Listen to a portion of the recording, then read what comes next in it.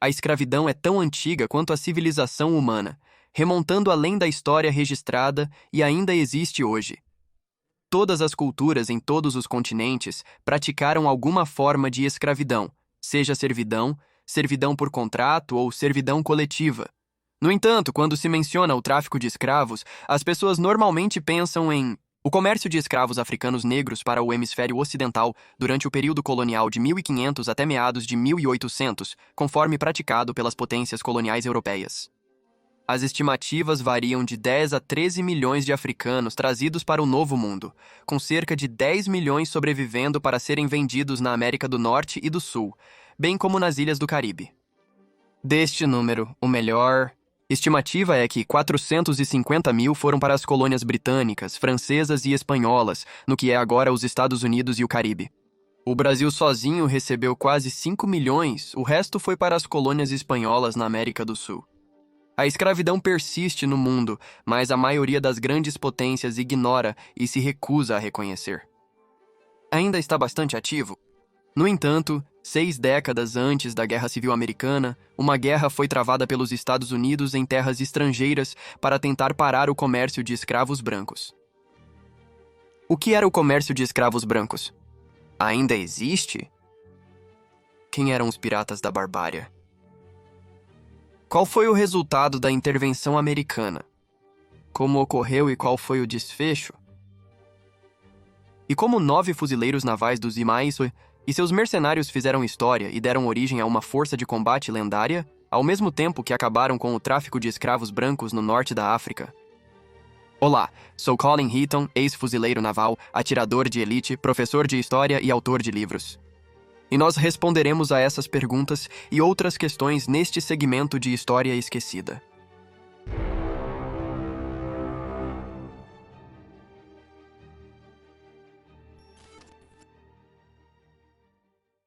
No final do século XVIII e começo do XIX, França e Grã-Bretanha incendiavam o mundo. Estavam envolvidas nas guerras napoleônicas, que foi outra série de conflitos assim como a Guerra dos 7 Anos, novamente envolvendo todas as nações da Europa. A Guerra dos 7 Anos também era conhecida como a Guerra Franco-Indígena nos Estados Unidos. Ambos os conflitos ocorreram em todos os continentes, oceanos e colônias. Mesmo nas guerras prolongadas, o tráfico transatlântico de escravos persistiu. Era um grande negócio. Enquanto as potências europeias se destruíam, Thomas Jefferson tornou-se o terceiro presidente dos Estados Unidos de 4 de março de 1801 a 4 de março de 1809, e ele teve vários problemas importantes para lidar. A compra da Louisiana em 1803 da França dobrou o tamanho dos Estados Unidos. As disputas territoriais de Yazoo na Geórgia Oeste foram intensamente debatidas. A expedição de Lewis e Clark em 1804 para explorar o novo território e a questão contestada da escravidão. Em 1806, Jefferson denunciou o comércio internacional de escravos como uma violação dos direitos humanos e pediu ao Congresso que o criminalizasse. O Congresso respondeu aprovando a lei que proibia a importação de escravos no ano seguinte. Não era mais possível trazer escravos da África, embora a escravidão ainda fosse legal nos Estados Unidos. Havia também as crescentes tensões entre os Estados Unidos e a Grã-Bretanha, que dominaram os últimos anos do segundo mandato de Jefferson, já que a Marinha Real vinha apreendendo navios mercantes americanos e impressionando marinheiros. No entanto, uma situação que passou em grande parte despercebida na história foi Jefferson ser o primeiro presidente a enviar o exército para ação direta no exterior, a guerra contra os piratas da barbárie. Por décadas antes de Jefferson, os piratas da costa da Barbária, no norte da África, capturavam e roubavam navios estrangeiros, escravizando tripulantes e exigindo altos resgates para a libertação. Vários desses navios e tripulantes eram americanos. Pré-independência, a proteção dos navios mercantes americanos contra piratas da Barbária vinha da influência naval e diplomática britânica, que ameaçava usar força militar se seus navios fossem atacados, molestados. Porém, a proteção americana acabou após a independência das colônias.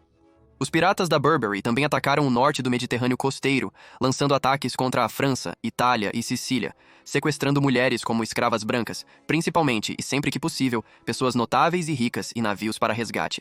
Em sua busca febril por escravas brancas, alguns piratas foram até a costa da Islândia, invadindo o interior para sequestrar mulheres e trazer elas de volta para o norte da África. Os mercados de escravos do norte da África prosperaram, pois, sob a lei islâmica, conhecida como Sharia, embora os muçulmanos não pudessem ser escravizados, os não-muçulmanos podiam e eram. Durante mais de 300 anos, acredita-se que 1 milhão de europeus brancos capturados no mar e em invasões terrestres foram escravizados. Muitos destes eram americanos, capturados no mar. Em 1794, em reação aos ataques, o Congresso aprovou uma lei autorizando o pagamento de tributo aos estados da Berbéria. O Ato Naval de 1794, parte dessa lei, autorizou a construção de 6 fragatas fundando a Marinha do Simais-Bonaparte. No fim do século XVIII, com Jefferson como secretário de Estado, os Sir Walter fecharam tratados com todos os estados da Berbéria, incluindo as regências otomanas de Argel, Tunis, Trípoli e o Marrocos independente. Quando o Congresso autorizou $80 mil para que o Marrocos não molestasse a navegação americana, foi considerado um bom negócio, pois era uma economia de custos quando comparado à perda de navios, cargas e marinheiros. O Bahia de Argel, Mustafa Baba, também concordou, e muitos mercadores americanos foram escoltados por navios de guerra portugueses, já que Portugal também tinha um tratado com os estados islâmicos. Mas Jefferson era contra o pagamento de tributos, que ele considerava ser uma moderna Danegeld, quando a Inglaterra saxã pagou aos vikings dinamarqueses para não atacar. Isso não funcionou. Mesmo Marrocos e Argel concordando inicialmente, Trípoli começou a atacar navios mercantes americanos para extrair mais tributos semanas antes de Jefferson assumir o cargo. Jefferson já tinha visto o suficiente. Jefferson tentou a diplomacia, e sua carta para Pasha Youssef Karamanli enfatizou: nosso sincero desejo de cultivar a paz e o comércio com seus súditos. Pasha Karamanli, o governante da Tunísia moderna, sentiu que os americanos o insultaram por não oferecerem para pagar tributo. Ele ameaçou continuar as ações se não fosse respeitado. Pasha Karamanli já estava em guerra com a Suécia, tendo quebrado um tratado existente. Depois que a Suécia concordou em pagar um tributo anual e resgate para 131 cativos, 14 mercadores suecos foram capturados por corsários de Trípoli. Algumas dessas eram mulheres brancas que estavam sendo transportadas em navios mercantes suecos, e não se sabe se elas foram recuperadas, pois as mulheres brancas raramente eram resgatadas, eram muito valorizadas e comercializadas. O Pasha então declarou guerra aos Estados Unidos em 14 de maio de 1800, e cortando o mastro da bandeira no consulado americano em Trípoli, um ato direto de guerra. Jefferson mandou 3 fragatas e uma escuna, lideradas pelo comodoro Richard Dale, para demonstrar força e proteger navios dos Ewesomeiwa, atravessando o Estreito de Gibraltar para o Mediterrâneo. Dale soube da declaração quando chegou a Gibraltar em 1º de julho de 1801. A partir desse ponto, os navios de Dale bloquearam 2 dos corsários do Pasha que operavam como invasores e mensageiros dentro do porto. Yusuf Karimanli ficou chocado com a audácia americana. O sultão do Império Otomano, Selim III em Istambul, também estava menos que divertido, mas não interferiu quando os americanos se tornaram envolvidos. Ele concluiu tratados com Rússia e Áustria, tentando ocidentalizar seu império seguindo os padrões ocidentais. Isso incluía eliminar o tráfico de escravos brancos, e essa posição não era favorecida por muitos de seus líderes regionais subordinados, especialmente no norte da África, e eles lançaram uma revolta contra ele e seu primo e sucessor, Mustafa IV, o assassinou em 1807. Ele não desistiria de um negócio tão rentável. Bloqueios dos EUA foram suspensos, o comércio da Barbária com a Europa e suas invasões não cessaram o comércio de Trípoli com outros estados da Barbária. No entanto, incitou os outros governantes que consideravam se aliar ao Pasha, e eles expulsaram seus diplomatas americanos. Os EU estavam prejudicando suas empresas piratas, incluindo o tráfico de escravos brancos. A possibilidade de Tunis, Argel e Marrocos se unirem como resultado da perda deste negócio lucrativo tornou-se uma preocupação séria. Durante 1802, mas em 1803, o capitão Edward Preble era o novo comandante naval americano, e ele estava ciente do comércio de escravos brancos e da pirataria, e ele começou a lidar com isso. Em 9 de dezembro de 1803, o USS Constitution confrontou os piratas de Trípoli na costa da Barbária. Em outubro de 1803, a fragata USS Philadelphia encalhou e foi atacada, e uma tripulação de 307 homens foi capturada e mantida refém para resgate. No dia 16 de fevereiro de 1804, um grupo liderado pelo tenente Stephen Decatur invadiu discretamente o porto de Trípoli à noite, incendiando e destruindo o Philadelphia. O Pasha, em resposta, exigiu uma soma absurda em resgate por seus reféns americanos, ameaçando até mesmo a morte se não fosse paga.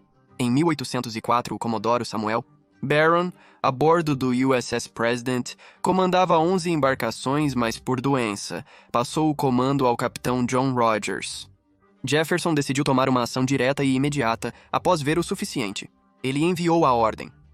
O ex-cônsul William Eaton, um ex-capitão do exército com título de general, juntamente com o primeiro-tenente da Marinha dos Isipres-Iwa, Presley O'Bannon, lideraram uma força de 8 marines americanos e 500 mercenários libertar reféns em Derna.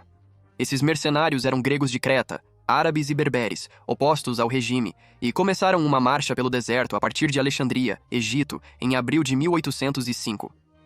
O objetivo deles era capturar a cidade tripolitana de Derna. As tropas muçulmanas estavam sob o comando do sheik egípcio Al-Tahib, o vice-rei do Império Otomano. William Eaton, que era arrogante e não muito amigável, mantinha-se distante de seus homens e estava no comando geral, mas liderando apenas metade do grupo. Ele enfrentou um trabalho duro para controlar os indisciplinados mercenários e as desavenças entre os cristãos gregos e muçulmanos, a maioria não soldados profissionais, se tornaram um problema. Promessas de dinheiro e saque após conquistar Derna foram recebidas com desconfiança. No entanto, O'Bannon e seus 8 fuzileiros navais incorporados aos seus mercenários compartilharam comida, dificuldades, água e ganharam sua confiança. O'Bannon decidiu levar os muçulmanos de Éden trocando-os pelos seus gregos. Os marines construíram uma forte irmandade sem denegrir a fé islâmica. Discutiram suas semelhanças e diferenças. O'Bannon também sabia que muitos desses homens haviam sido reféns ou haviam perdido amigos e familiares para o tráfico de escravos brancos. Eaton relatou em maio de 1805, citação, "Nossas únicas provisões são um punhado de arroz e 2 biscoitos por dia", fim da citação. De 22 a 30 de março, vários mercenários árabes, sob o comando de Sheikh Hamid al-Tahib, liderou motins. Até 8 de abril, quando cruzou a fronteira para a Líbia e Trípoli, Eaton havia controlado os motins árabes, mas não conseguiu impedir as deserções. Em abril, seu exército chegou à cidade portuária de Bomba, perto da costa de Derna, onde os navios de guerra da Marinha dos Ikionewa, USS Argus, Nautilus e Hornet, comandados por James Barron e Isaac Hull, aguardavam. Eaton recebeu novos suprimentos e o dinheiro para pagar seus mercenários. Argus deu um canhão adicional às tropas. Em 26 de abril, os navios do capitão Hull bombardearam Derna por 1 hora. Enquanto isso, Eaton dividiu seu exército remanescente em 2 partes para ataque. O ataque começou às 1445 horas com o tenente O'Bannon e seus marines liderando o ataque com 50 artilheiros gregos inexperientes. A força de Eaton foi interrompida devido a altos volumes de fogo de mosquete inimigo. Porém, O'Bannon forçou seus homens a enfrentar o fogo impreciso, visto pelos navios. Intercalando seus homens para atirar, avançar e recarregar, a força de O'Bannon tomou os canhões do forte.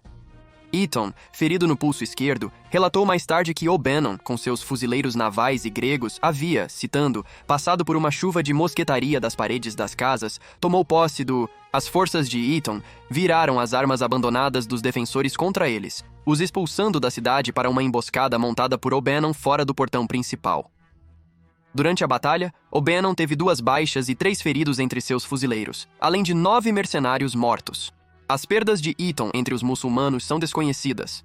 Às 16h, O'Bannon hasteou a bandeira sobre a cidade capturada, derrotando uma força 4 vezes maior, seu número que estava em uma postura defensiva fortificada, e pela primeira vez na história americana que uma bandeira dos Estados Unidos havia sido erguida em solo estrangeiro. Reféns libertados e marinha afundou navios piratas no porto. O fogo preciso do Argus e outros navios forçou a retirada, mantendo Derna sob controle americano. Yusuf assinou um tratado de paz a bordo do US Constitution em 10 de junho de 1805. O tratado concedeu ao americano navios passagem pelo Mediterrâneo sem mais pagamentos de tributo e liberdade de assédio. Isso também implicava unir-se às demais nações europeias para cessar o intenso tráfico explícito de escravos brancos. A guerra e a escravidão branca ativa no norte da África acabaram. A lenda do corpo de fuzileiros navais diz que Hammett presenteou O'Bannon com uma espada Mameluque, um sinal de prestígio e poder. Incentivadas por este evento, mais nações europeias ampliaram sua presença naval. Resistiram aos piratas da barbária, pararam de pagar tributos, prejudicando seu comércio comercial e esquemas de extorsão, acabando com suas invasões no sul da Europa costeira, terminando o sequestro e sua demanda por resgates e o comércio de escravos brancos. Presley O'Bannon e seus 8 fuzileiros realizaram o considerado impossível, uma façanha que os marines seriam convocados para repetir e conquistar outras vezes. Semper Fi. Esperamos que tenha apreciado este segmento de História Esquecida. Por favor, clique em gostei e inscreva-se gratuitamente e, por favor, fique atento e informado. Envie perguntas, ideias para programas e nós responderemos assim que possível. Obrigado.